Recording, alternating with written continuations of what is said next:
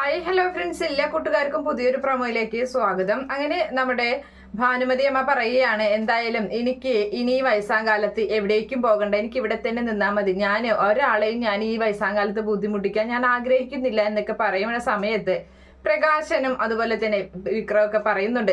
പ്രകാശൻ പറയാണ്, അതെ, എന്തായാലും ഞങ്ങൾക്ക് ഇനി ഉണ്ടാവാൻ പോകുന്ന വരുന്ന കാലങ്ങളിൽ ഞങ്ങൾക്കുണ്ടാകുന്ന സമ്പാദ്യമുണ്ടല്ലോ, അതിൽ നിന്ന് ഒരു വിഹിതം അത് ഞങ്ങൾ ഈ അനാഥാലയത്തിന് ഇവിടേക്ക് തരാനാണ് ഞങ്ങൾ ഉദ്ദേശിച്ചിട്ടുള്ളത് എന്നൊക്കെ പറഞ്ഞ് അവര് നല്ലതായി എന്നൊക്കെ പറയുന്ന രീതിയിൽ ഞങ്ങളുടെ സ്വഭാവം മാറി എന്ന് പറയിപ്പിക്കുന്ന രീതിയിലുള്ളതാണ് അവരുടെ പ്രവർത്തികളൊക്കെ തന്നെ.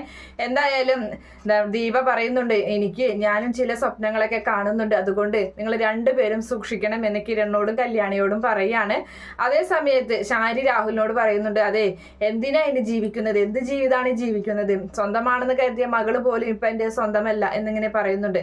അതേ സമയത്ത് വിക്രത്തിനെ കാണാൻ വേണ്ടി നമ്മുടെ സരവി എത്തിയിരിക്കുകയാണ്. അപ്പൊ സരവി പറയുന്നുണ്ട്, എന്തായാലും ഇന്ന് അവന്റെ പിറന്നാളാണെങ്കിൽ നാളെ അവന്റെ ഡെത്ത് ആനിവേഴ്സറി ആയിരിക്കണം, അങ്ങനെയുള്ളൊരു ഇതിലേക്കാണ് കാര്യങ്ങൾ പോകേണ്ടത്, അതിലിനി ഒരു മാറ്റവും ഉണ്ടാവാൻ പാടില്ല എന്നൊക്കെ ഇങ്ങനെ നിർദ്ദേശങ്ങൾ കൊടുക്കുന്നുണ്ട്. എന്തായാലും കേക്കൊക്കെ കട്ട് ചെയ്ത് അവര് അടിപൊളിയായിട്ട് പിറന്നാളൊക്കെ ആഘോഷിക്കുന്നൊക്കെ ഒരു ഭാഗമൊക്കെ തന്നെയാണ് നാളത്തെ പ്രൊമോ ആയിട്ട് വന്നിട്ടുള്ളത്.